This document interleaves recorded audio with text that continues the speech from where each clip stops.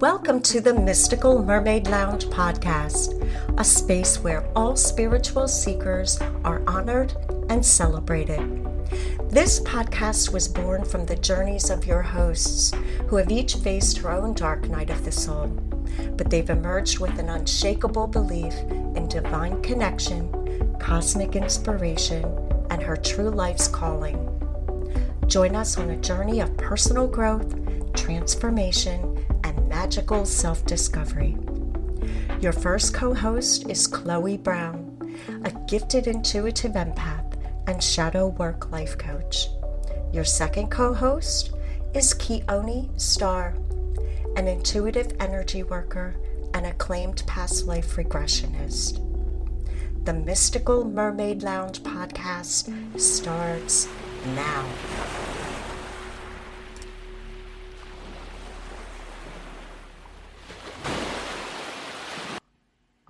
Welcome to the Mystical Mermaid Lounge podcast. Today, my fabulous co-host Keone and myself, Chloe, love to introduce to you Deb Bowen. Thank you so much for being here today, Deb. We are so excited to dive in and get to know the real Deb. Deb Bowen is a spiritual educator, teaching courses ranging from working with the auric system and astral body to tarot, to working with sacred symbols. She co-hosts the Psychic Teachers podcast, which has been on air since 2010 and has been downloaded from iTunes more than 6 million times. The basic tenet of Deb's beliefs and work is connection to the universal spirit, to her spirit guides, and spirit animal people, and to every being on earth, to Mother Earth herself, and this is reflected in her writings and teachings. Her new book, Crafting the Wheel of the Year, which is co-authored with Claire Gelder, is available now for pre-order. In fact, if you order directly from her website, www.debbowen.com, which will be in the show notes, before the release date in mid-September, you will receive thank you gifts along with the book when it is released, which I'm personally so excited for mine to come in the mail. I love pre-ordering books. It's so exciting to get that surprise in the mail. Plus, it supports authors in such a big way. She is also a co-author of many other publishings, one of which, A Good Friend for Bad Times, Helping Others Through Grief. Her creative nonfiction and poetry focuses on living in harmony with the environment and have been published in literary journals in the United States. The materials she creates for her workshops, courses, and retreats invites participants to explore a deep connection to nature and the metaphysical world and beyond. Deb has been both a student and a teacher of metaphysics for more than 50 years, studying the work of spiritual masters and other wisdom seekers, such as Edgar Cayce, A.E. Waite, Carl Jung, Carl Sagan, Greg Braden, Maruso Emoto, Raymond Moody, Joseph Campbell, and so many others. Her journey toward connectedness led her to study the divine feminine and ecofeminism with Starhawk, Jean Shinoda Bolin, Margot Adler, Sue Monk Kidd, Phyllis Curott, and others. The search led her to the Holy Grail legend and Mary Magdalene, and to the Morgans of Avalon. We are so excited and honored to have you here at the Mystical Mermaid Lounge today. We have so many questions and so little time. So if you're okay, we'll just dive straight into it. Wonderful. Thank you, Gail, so much for having me. I'm looking forward to our conversation. I am Chloe, and I have my lovely co-host, Keone, here with me today.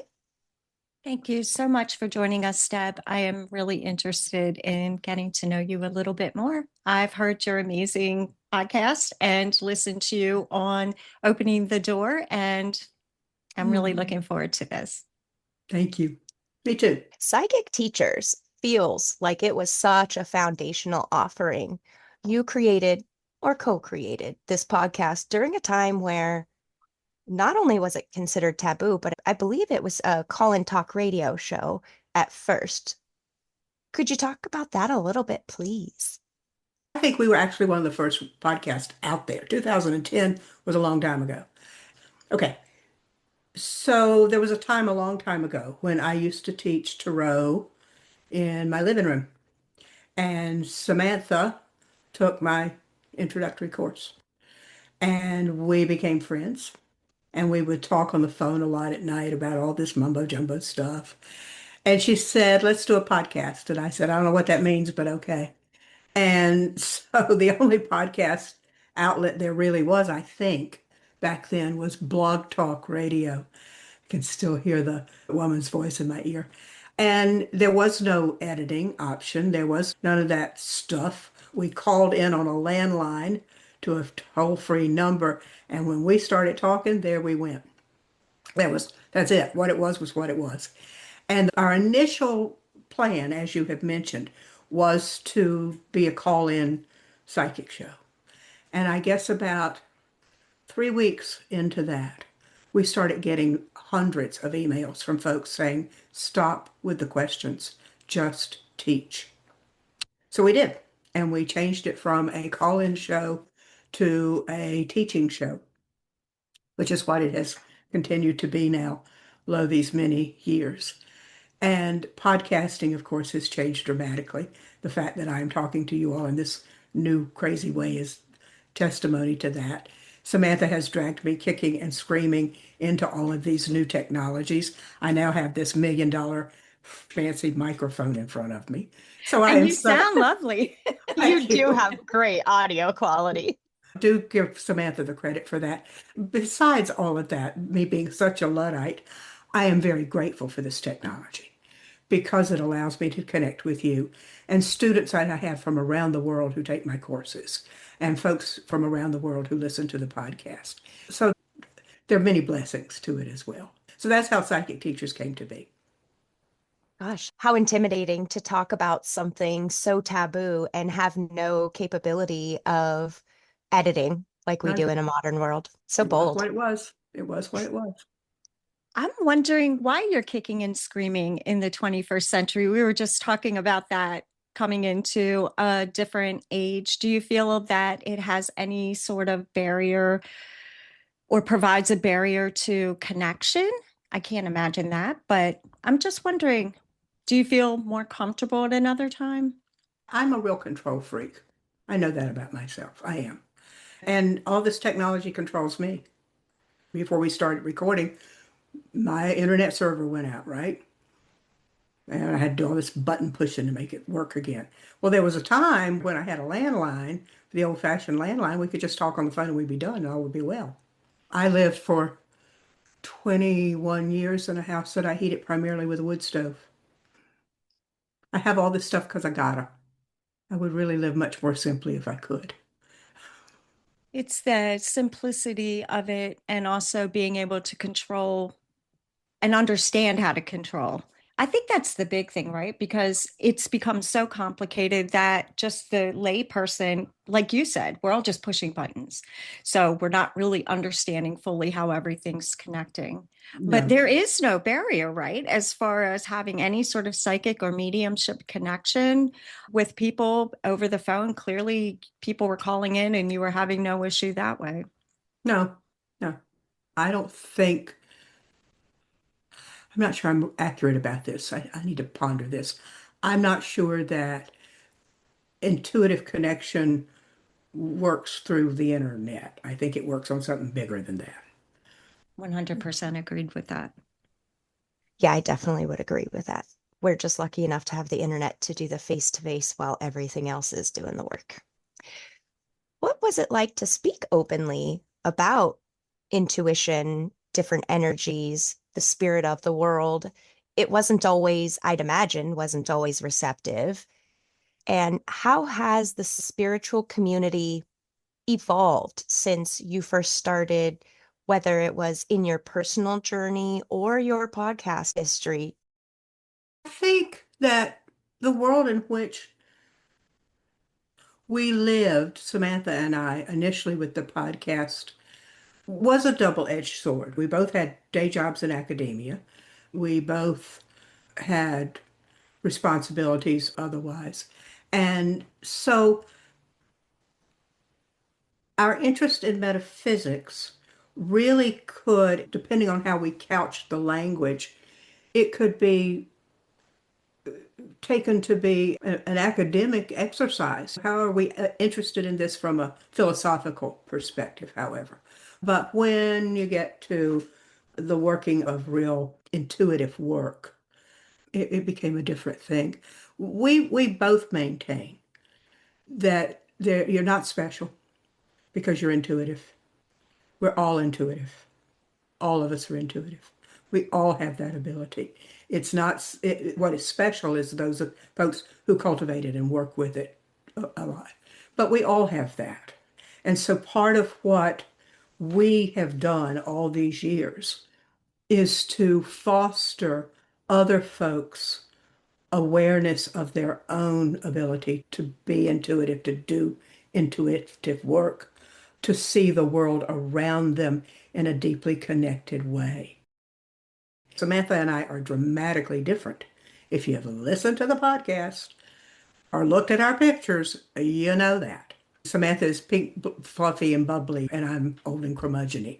And I know that. I'm aware. We're both aware of it. In addition to that, Samantha is a cradle Catholic. And so she had that very Catholic background, some of which really demanded that what she was doing was wrong. I grew up in a Protestant tradition, but I grew up with a father who encouraged my exploration. When I was in high school, and you've probably heard this story before, when I was in high school and came home and announced I was going to be a Buddhist, my sweet little Presbyterian daddy said, then be the best Buddhist you can be. And that gave me that lovely permission to explore. And so my interest in world beliefs and cultures and how they interact and how they support and nurture each other, they don't have to be diametrically opposed in any way. Once you realize that there's lots of different ways of saying the same thing, that's my perspective. And so Samantha and I have been a mirror for each other in those explorations. Ironically, my knowledge of Christianity is far greater than Samantha's. And she will tell you that. We talked about it on the show. If there's a Bible verse to be quoted, I can do that. She can't.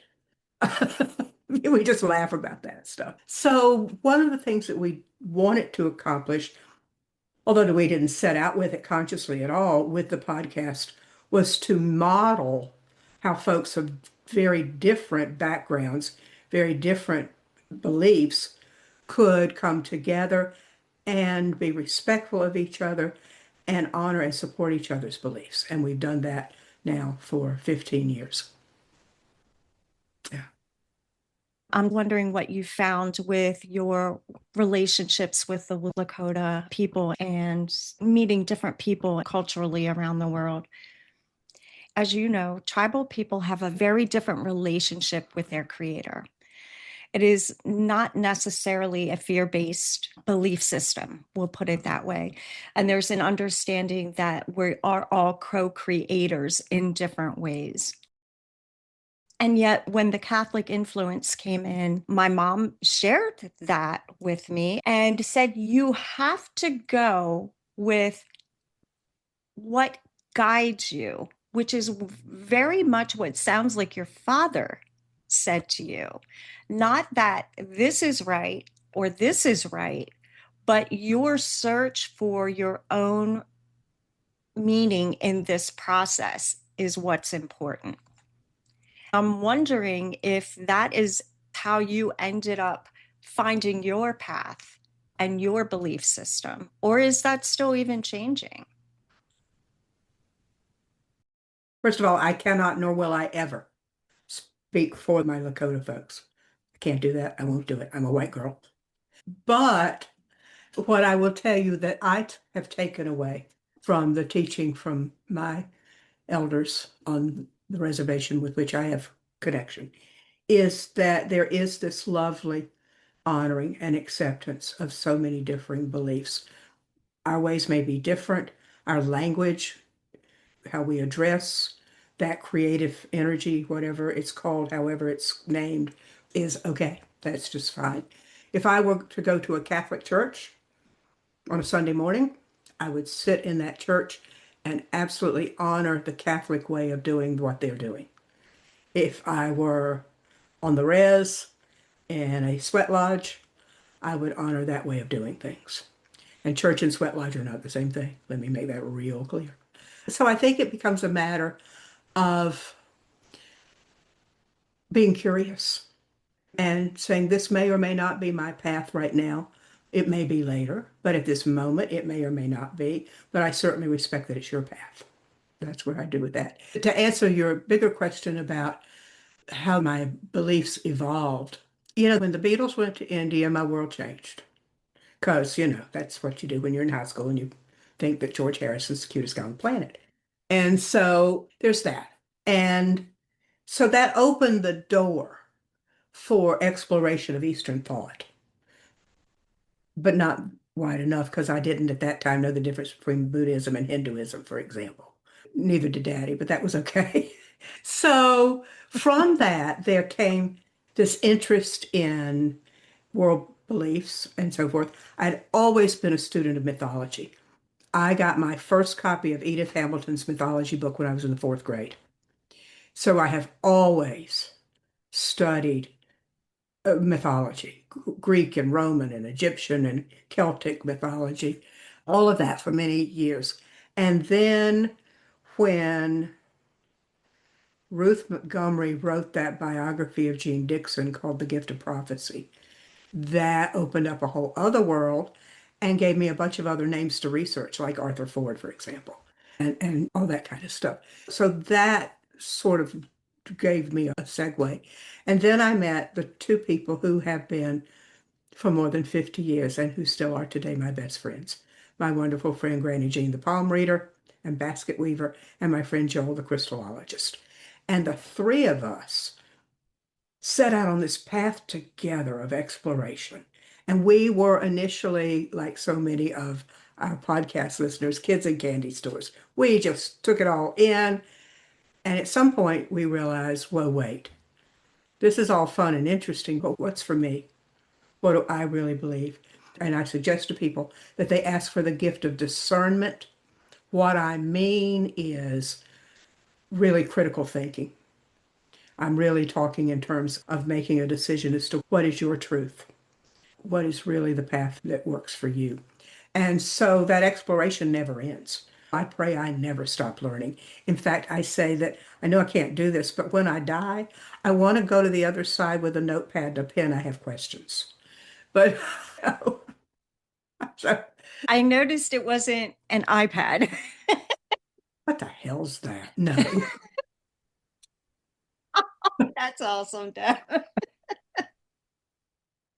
No, I just want a little notepad. Thank you very much. Like the kind that I carry with me wherever I go. So there's, I think, the answer to your question, Keone. Did I answer it? Yeah, you did, because I was kind of sharing how my pathway was. I was presented with these two different thought processes and kind of said, what does that mean for me? And your father gave you that bandwidth to be able to explore and discern the difference between Buddhism and Hinduism. And thank God for the Beatles. Yeah, absolutely. And I always thought George Harrison was the cutest too.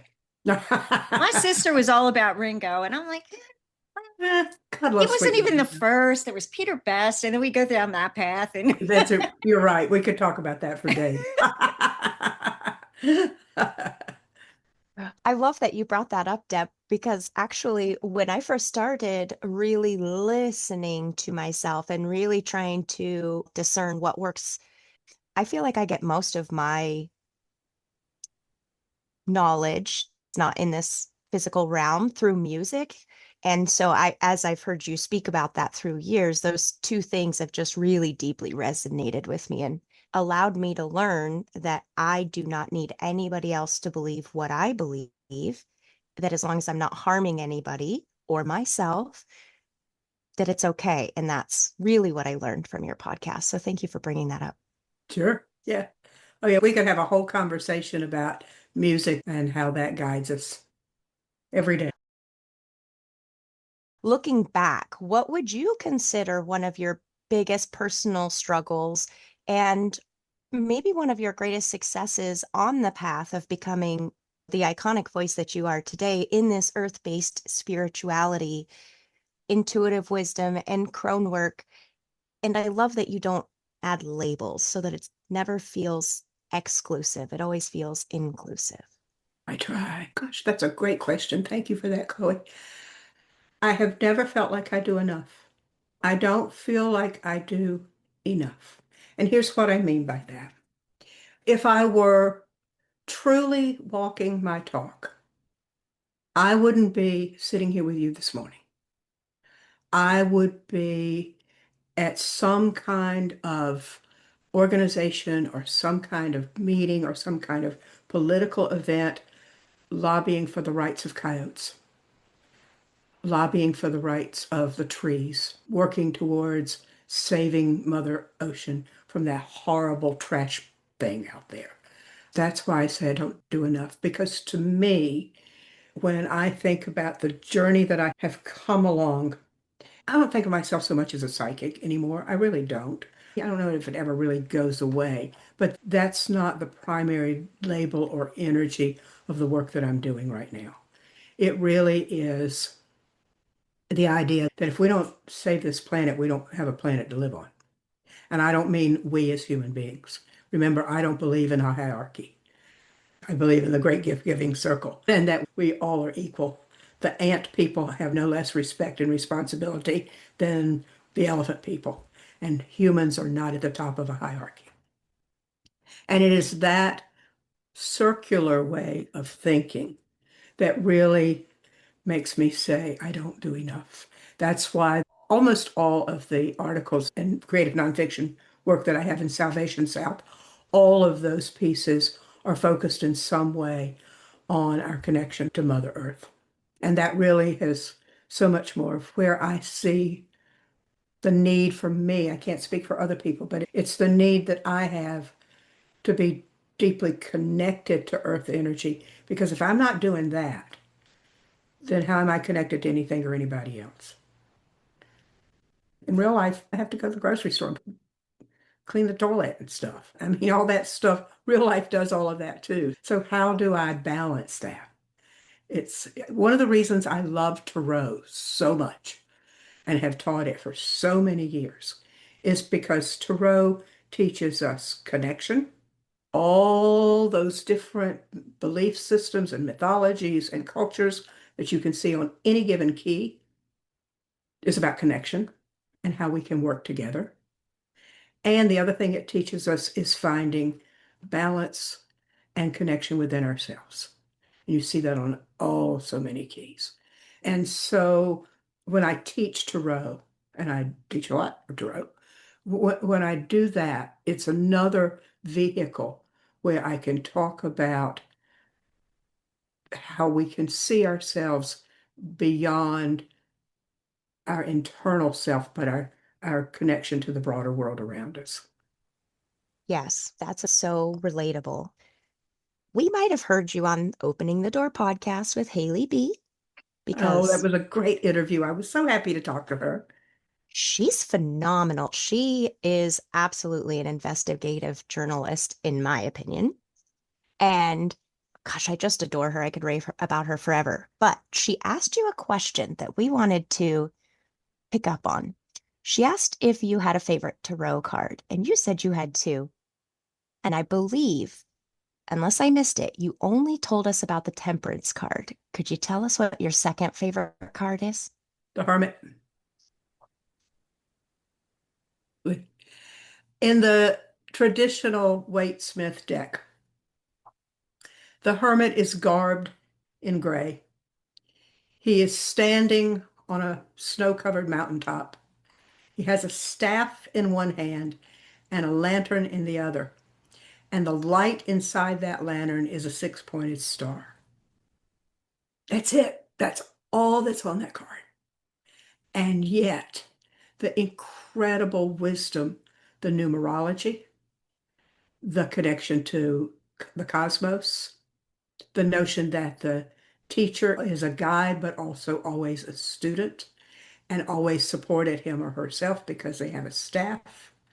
And that mountaintop upon which the hermit stands is the same mountaintop that we see in the very first key where the fool is standing.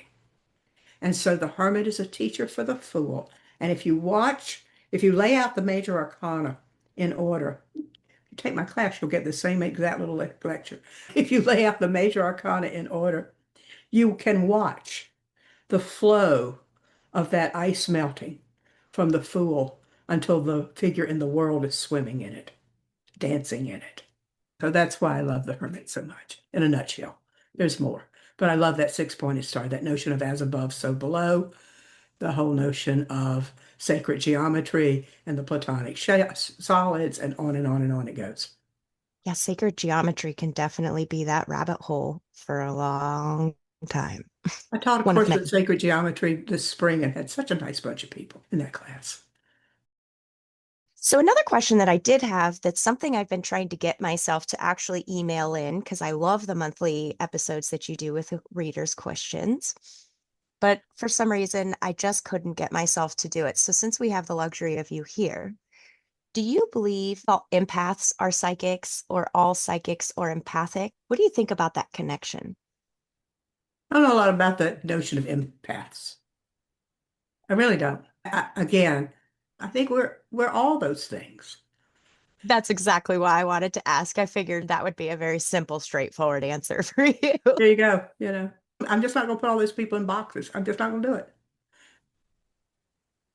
do it. So, one, what do you attribute your ongoing popularity to, and how do you stay grounded, not only as you've become such an iconic voice and such a well-known name, but more so in this tumultuous environment that we're living in? I think there's several things that uh, we can attribute the listenership to psychic teachers to. One is that we have a base of folks who have been with us since day one. Truly, there are people who go back and listen to all of those episodes over and over again. Bless their hearts. I've not done that. It took me a long time to get through them, but I work a day job where I can listen to those things in my ears while I'm working, so I eventually got through it. Wow, bless you for doing that. Thank you so much. So there's this large core group of people who've been with us from day one. And there are new seekers out there. The podcast that you gals are doing, Haley. I've got another interview next week sometime with folks who are just putting a bubble around this work. And so when folks are looking for two friendly voices, one of whom sounds like your great grandmother or some old woman, and the other is sweet and lovely Samantha, and it sounds like we're just sitting at the kitchen table having tea, you want to listen in, and we're happy for you to listen. In fact, absolutely honestly, there are times that we forget we're recording because we'll get into a conversation. And at some point I'll say, Samantha, we're recording this. And she's like, oh crap. Okay, I'll fix that. So we do. I mean, so we do get into those conversations. And I think it's that real part of who we are. Samantha has been beyond open about her life experience, right? You know about her breast cancer, you know about her marriage and her divorce, you know about her raising her beautiful daughters who are amazing women, y'all. They've grown up to be gorgeously kind, wonderful people. And her new fella. You know that stuff about Samantha. And that makes her very real and very relatable. And then there's Deb who says, well, you should be studying this and blah, blah, blah, blah, blah. So there's that. So we know that we have new folks coming in who are like, whoa, I don't even know the questions to ask. And that's okay, because we've all been there where we didn't even know the questions. And even if you do know some questions, how do you put the information into some kind of logical sequencing, right? And we realize that we're forever having to teach in both arenas, folks who know stuff and have been there for a long time and who may need reminding, and folks who are brand new to this. Like, for example, when I say 101, learn to balance and align and spin your chakras. And when somebody says, I don't know what that word means. Okay, so we got some more work to do. And that's fine because we're happy to teach that. We're happy to teach that. Those are how we stay with the folks who are interested in what we're saying. How do I stay grounded? I don't wear shoes unless you make me put them on to go into some place where they will kick me out if I don't have them on. I don't wear shoes. I taught in a classroom barefooted for 21 years. They couldn't make me wear shoes. I mean, I don't have any on now. Do I go outside and touch Mother Earth with my bare feet? Do I walk on the beach? Absolutely. So I literally ground myself with bare feet. And I believe in that notion that energy comes up and I have a responsibility to send it back down and share it. So there's that, again, that idea of needing balance. Another way that I ground myself is every morning in the shower. That's where I align my chakras. I talk to all 8 chakras. So don't forget that one up here in the sky, and that helps every day. And I also use that chakra balancing time as a prayer time as well. It's like, oh, help me say nice words today as I'm working on my throat chakra, that kind of stuff. So that's what I do. What I'm describing to you is just a routine of my real day. Are there altars in my house everywhere? My friend Jamila says, give Deb a flat surface and she will build an altar, and that is true. There are altars everywhere. There are rocks Love that. everywhere. It's true. There are rocks everywhere. And seashells. There are rocks and seashells everywhere. Those are things. Incense. I burn incense a lot. So that helps. Love that. That's kind of my practice and routine. Okay. I love that. Thank you for sharing. You're welcome. Could you speak to your primary offerings and who's your ideal client? Oh, I'm always happy to have all sorts of folks. It's that diversity that makes this fun. At the moment, my website is very focused on the book that's being published. So a lot of the stuff is on that. There, in fact, I should probably go take my tarot courses off of there. I just finished up a round of intro courses, my Unlocking the Mysteries of Tarot. In the fall, and I'm not quite sure when, later in the fall, I will offer my advanced course, my advanced tarot course. I do numerology reports. I do animal people guides reports. I have some couple of e-booklets that are literally that. They're PDFs on gardening, connecting with nature to garden, asking the plants to work with you. Moon phases, crystals and tarot for the major arcana. That was an interesting process to meditate and ask put each of the major arcana keys which stone it wanted to connect with. That was interesting. That's what's on my website mostly right now. It's www.debbowen.com. 2 B's. With an E-N. Yes, Bowen, E-N. Mm-hmm. Yeah. What about your approach do you feel like resonates or is particularly effective within this community, really connects you to others? What folks have told me is that they appreciate that part of me that's very straightforward. What you see is what you get. Um, and that I really do expect that our relationship will be collaborative. One of the things I tell my students in my tarot course is I promise them only one thing. I won't promise them they'll learn to read tarot. That's a lifetime journey. What I promise them is that I will learn something. And I believe that. I learn something every time. And sometimes it's weird stuff. Like, for example, in this last course, the Two of Wands appeared. And for the first time, I realized that the globe that the figure in the key is holding only shows the world as it was in the 1400s. So the one part of Europe is how they saw the world. I'd never noticed that before. I mean, we're so acculturated here where we live that when we see a globe, we see North and South America, right? That's Mhm. not what's on that card. It's just Mm. just weird, fascinating little stuff. Yeah, I love those little moments. Like we were just talking about how long it took me to catch that one word that you repeat regularly on your podcast. It's like, wow, has that been there the whole time? Yeah, those words are there. They're there. Love it. For example, if you look at the temperance key and you look at the figure, the winged figure on the key, and the yoke of the gown, if you blow it up, what you see is the Hebraic word that says Yahweh. And it just looks like folds and wrinkles in the gown. It's Uh-huh. actually a Hebrew word. So it's just so much fun. Say, But that matters.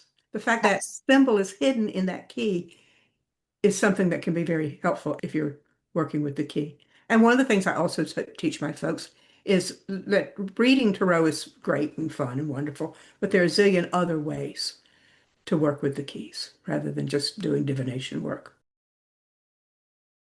I'd like to start talking about your book, Crafting the Wheel of the Year. It is scheduled to release on September 16th. Around September 16th. Perfect.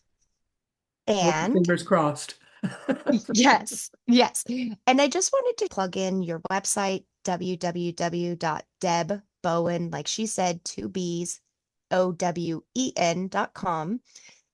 And if you go to her site and pre-order, you'll get some goodies. I don't want to take away your spiel, so I'll let you talk about it, but it's something I really wanted to mention because it's exciting.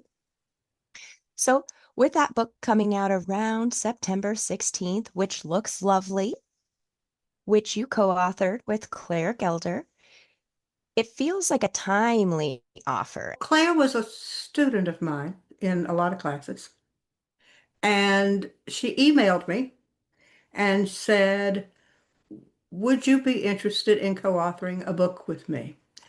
And what I learned in conversation with Claire is that she is the owner of an international corporation called Wool Couture.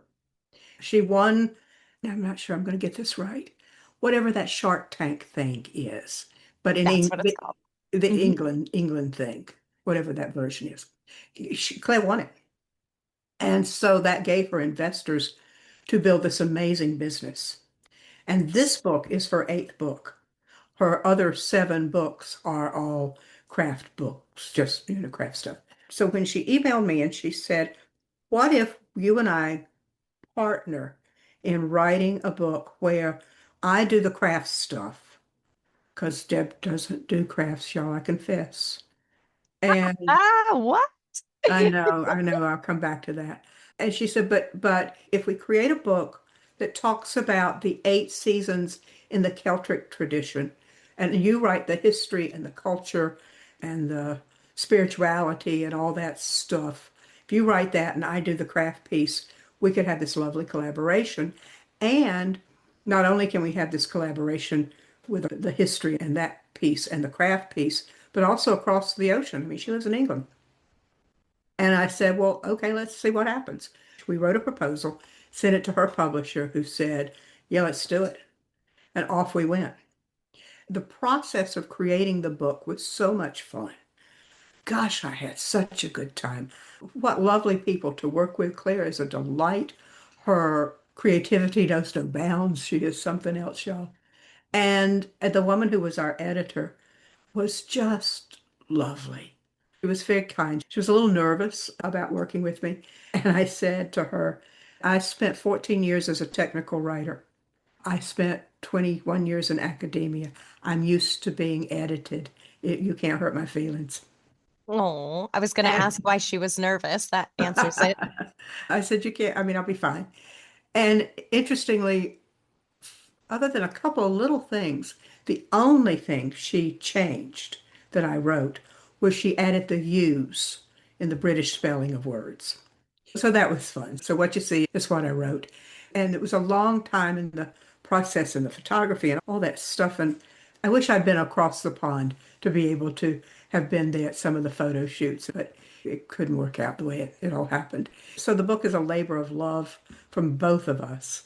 And I included with each holiday, suggested crystals, suggested essential oils to help folks kind of think about other ways in which they can connect in addition to doing the projects that Clay has suggested. And there are two for each of the holidays.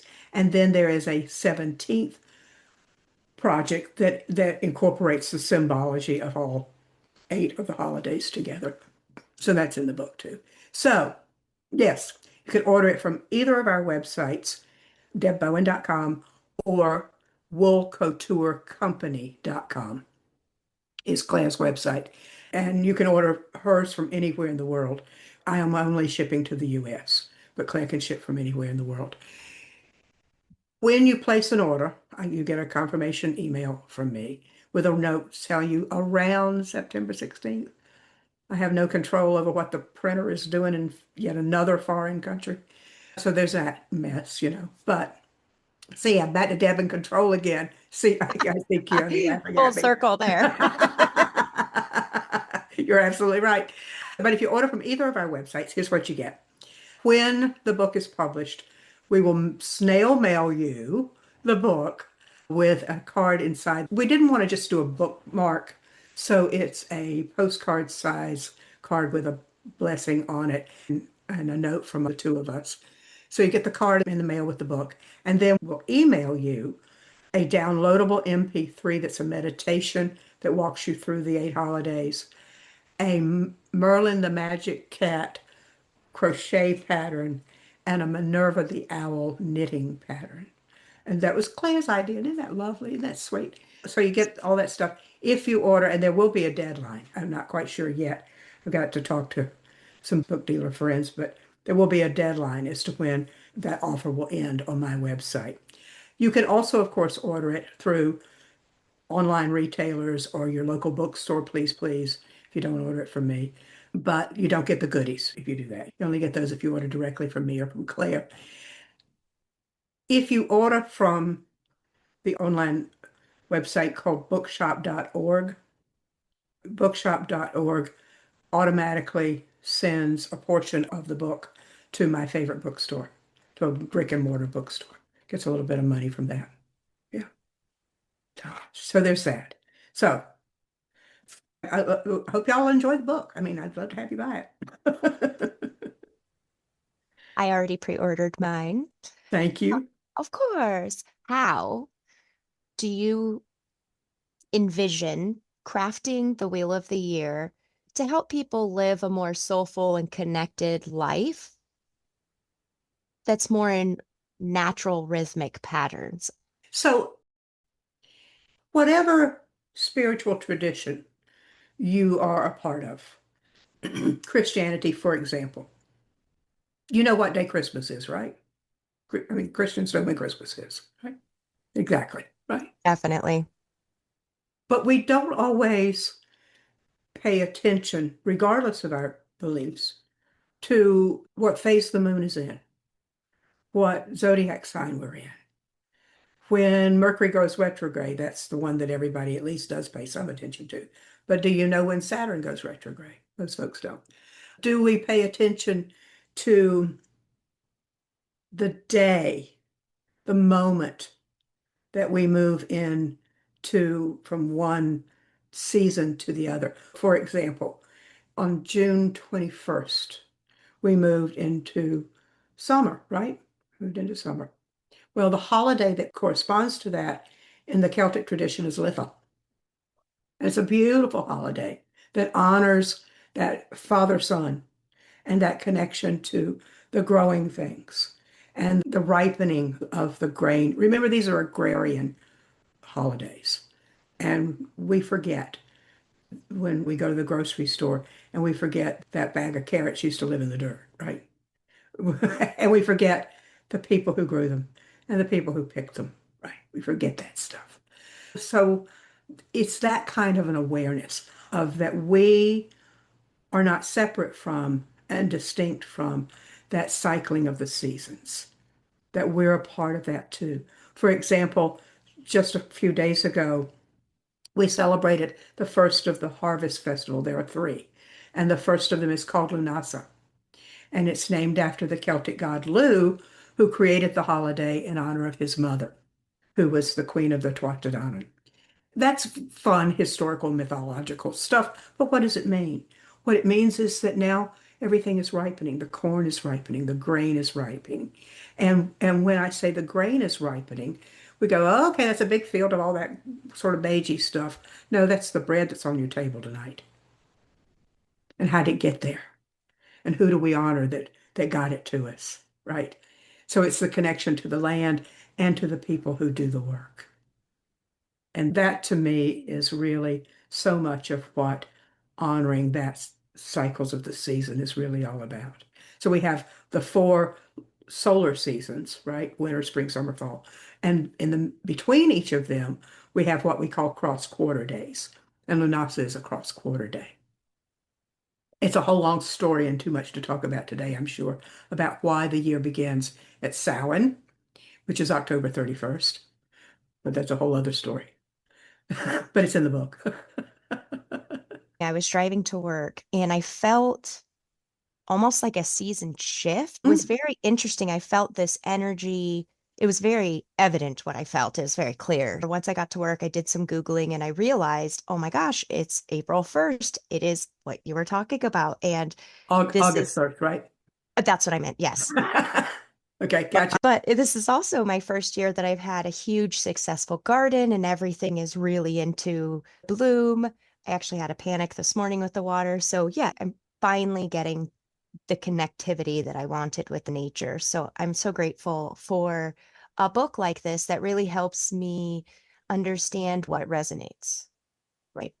Absolutely. And many of the craft projects that Claire has in the book are fun and easy. It's certainly family oriented, how to dye eggs with natural things like onion skins and that sort of thing, and then turn them into planters and whatnot. That's fun. But there's also more complex Yeah. craft exercises in here as well. But some of what we think of today as crafts were also a part of what you just did in olden days. Miss Luddite here loves this stuff, of course. But think about, for example, there's an instruction in here on how to make a broom. Well, a broom, that's a small one, but you can do whatever with it. But the idea is, can you imagine not having a hearth broom in the olden days? Of course you did. So not only was that lovely and creative and whatnot, but it was also quite functional. So there's that. Yeah. Yeah. Do you feel each Sabbath has a distinct sacred lesson or energy? And if so, which one speaks to you the most currently? And if there's a seasonal shift that continues to challenge you or transform you or call you, Wow. You're right. They all have very distinct energy, very distinct intent.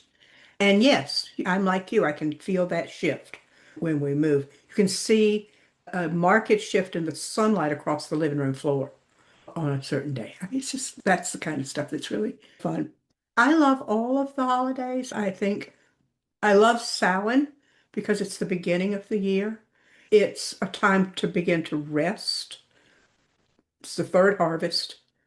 Everything should be done and cleaned and put away and the woodpile finished and the canning and all that stuff is done. And it's time to just breathe for a little bit. And you've got time to go within as winter is coming on. You've got time to gather the family around the hearth and friends and make preparations for Yule, which comes next in December. And it's one of the crafts in the book. Claire has taught folks how to use rowan berries to make garland. Rowan berries have little five-pointed stars at the tip of the bottom of them. So that's fun. So how do you do that kind of stuff? I grew up in a world where we did popcorn and cranberries, right? So you can use this in whatever culture and world in which you live. But then you move into that Yule, and now at Yule, this is the darkest night of the year. It's the shortest day. So it's a time to really think about that within us that is dark. And I don't mean dark in an evil way, but that needs that quietness and that resting time. Because tomorrow the light grows and it moves onward to Imbolc in February, which is the word means in the belly. And it's a time of early lambing. It's a time of quickening. Underneath the dirt, Mother Earth is waking up. Clarissa Pinkola Estes, in her wonderful book, Women Who Run with the Wolves, says, when it's time, it's time. And that is truly one of my favorite sentences in all of literature. When it's time, it's time. And that's what the shifting of the seasons mean. And so in the Northern Hemisphere at Imbolc, we honor the goddess Bridget. It's because she was the goddess of early lambs, poetry, smithery, fire, sacred wells, and some other stuff. So that's that cross quarter time between the dark of Yule and the light coming full on at spring at Ostara, at the vernal equinox. And now the world is waking up, and we got bunnies and chickens, and everybody is all over the place. Spring is springing, and that's just so much fun. And from the vernal equinox in spring, we go to a cross quarter day, the 1st of May, called Beltane. I don't know if they still do that in schools, but when I was a little girl, we had a maypole, and we danced around the maypole with big bright ribbons, right? I don't think the school knew what they were doing, because it's a fertility holiday. But I don't think they did. So Beltane really is an honoring and a prayer and a ritual to ask for the seeds that are getting ready to be planted for a good crop, right? And from Beltane in May, we go then to Litha in summer, and we're at the summer solstice and the counterpoint to Yule and all that bright light. And from there, we go to Lunasa and then on to Mabon, which is the second holiday of the harvest at autumnal equinox, and then back to Samhain, and the wheel spins again. Oh, that was the year in 10 minutes or less. That's impressive. Quite remarkable what you just did there, and with good information, but yet Very quickly. done that a time or two. But when you live it, when that is just a part of what you do and how your world is, that's easy. It's the same thing as if whatever other belief you may have, and you know what you're going to do at a certain holiday. Yeah. Totally makes sense. What's the one main takeaway or feeling that you really hope your readers gain after reading the Crafting the Wheel of the Year? Joy. I hope they come away from this book with joy, with, oh, isn't this fun? And isn't it interesting that these kinds of crafts and this kind of connection to the shifting of the seasons has been going on longer than we can name? I love that. I love that. I just love the agrarian look at the year. And there's a time to plant, there's a time to harvest, and there's a time to rest. And I just love that your book puts that in a joyous way for people who love to craft, and then build in that mythology and these earth-based practices that so many of us are new to. And so I look at how easily you named those different seasonal holidays as, oh, this is a jumping off point for me. So I'm just thankful that you went through that. And I really look forward to digging into it, because that is something that is not overwhelming, that I can definitely look at as a jumping off point. Great. Good. Thank you. Thank Very you. I'm much so so. glad to hear that. Yep. Wonderful. Yeah. It's just fun. It's so much fun. Yeah. Right. Yeah. Life doesn't have to be such a drag. Such a I mean, checklist all the time. hence the reason I was looking into Buddhism. How do I get out of the drag? I hear you. And you bring a really good point with that, because the world is pretty draggy. What do we do to nurture ourselves in the midst of chaos, confusion, whatever? How do Divisiveness, what do we yes. do? You turn off the TV. You give yourself a news moratorium. Whatever's going to happen is going to happen, whether I'm watching it on television or not. I actually don't have a television, so there's that. Yes, I do watch stuff on the computer. I confess, I do. But give yourself a break. and go out and touch the earth. Say thank you. That is the first word. Those are the first words out of my mouth in the morning and the last words at night. And I go out and stand outside and talk to the trees with whom I share space and say thank you to them, talk to the bird people and the squirrel people. And Mhm. I love it because it's been here all along. All we had to do was notice. yes, I so agree with you. And I think that was one of many cool things with having a Native American mother, but she was very much into, oh, here comes the sturgeon moon. That means blah, blah, blah, blah, blah. And then she would go down the path of explaining the moon phases and understanding how that tied into seasonal shifts and what that meant for plants and crops and animals. And it just seemed like such an amazing in touch way of living that we certainly don't have now. And I just wanted to say one more thing, Deb, that I've noticed with my daughter, she's the alpha after the millennials, or Zalpha, whatever they call it, the next generation, but none of them have TVs because they can always pop up a laptop and watch when they're ready. And there's something to be said for that.